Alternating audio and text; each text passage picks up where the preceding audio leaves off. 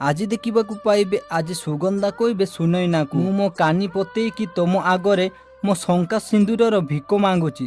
ଯଦି ତମେ ବିବେକ ଜୀବନରେ ପୁଣି ଥରେ ଫେରି ଆସ ତାହେଲେ ମୋ ସଂସାର ଉଜୁଡ଼ି ଯିବ। ଆଉ ଏପଟେ ବିବେକର ମା ବି କହିବେ ସୁନୈନା ମୁଁ ତୋ ଆଗରେ ହାତ ଯୋଡ଼ୁଛି, ତୁ ମୋ ପୁଅ ଜୀବନରୁ ଦୂରକୁ ଚାଲିଯା। ତାପରେ ସୁନୈନା ହାତ ଯୋଡ଼ି ଗୁହାରି କରି କହିବେ ମୋର ଶେଷ ଇଚ୍ଛା ପୂରଣ କରିଦିଅନ୍ତୁ, ମୋତେ ଥରୁଟିଏ ବିବେକ ବାବୁଙ୍କ ସହିତ ଦେଖା କରିବାକୁ ଦିଅନ୍ତୁ। ଆଉ କାନ୍ଦି କାନ୍ଦି କହିବେ ମୁଁ ଥରୁଟିଏ ଦେଖିଲା ମାତ୍ରେ ବିବେକ ବାବୁଙ୍କ ଠାରୁ ବହୁତ ଦୂରକୁ ଚାଲିଯିବି।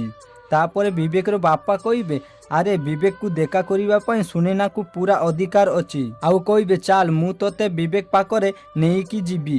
ଏମିତି କହି ସୁନୈନାକୁ ନେଇକି ଯାଉଥିବେ। ଆଉ ବିବେକର ମା ଏମାନଙ୍କୁ ଅଟକେଇବେ ଆଉ କହିବେ ନାଇଁ ଚୌଧୁରୀ ବାବୁ, ବିବେକ ଉପରେ ସୁନୈନାର କୌଣସି ଅଧିକାର ନାହିଁ, ସେଥିପାଇଁ ସେ ବିବେକକୁ ଦେଖା କରିପାରିବନି। ପୁଣି ବିବେକର ବାପା କହିବେ ବୁଲବୁଲ ଦେବୀ ତମେ ଭୁଲି ଯାଉନି ଯେ ସୁନୈନା ଏବେ ବି ବିବେକର ସ୍ତ୍ରୀ ଆଉ ଚୌଧୁରୀ ପରିବାରର ବୋଉ। ତାପରେ ବୁଲବୁଲ ଦେବୀ କହିବେ ଚୌଧୁରୀ ବାବୁ ତାହେଲେ ସୁଗନ୍ଧା କିଏ? ତମେ କ'ଣ ଚାହୁଁଛ ତମ ବୋଲି ତମ ପୁଅ ବି ଘରେ ଦିଟା ସ୍ତ୍ରୀ ରଖୁ? ଏହା ଶୁଣି ବିବେକର ବାପା ରାଗିଯିବେ ଆଉ ବୁଲବୁଲ ଦେବୀ ଉପରେ ମାରିବା ପାଇଁ ହାତ ଉଠେଇବେ।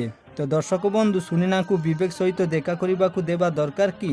ତାହେଲେ କମେଣ୍ଟ କରି ୟେସ୍ ଲେଖନ୍ତୁ। ତ ଆଜି ବୋଲି କିଛି ଜବରଦସ୍ତ ସିନ୍ ଦେଖିବାକୁ ପାଇବେ।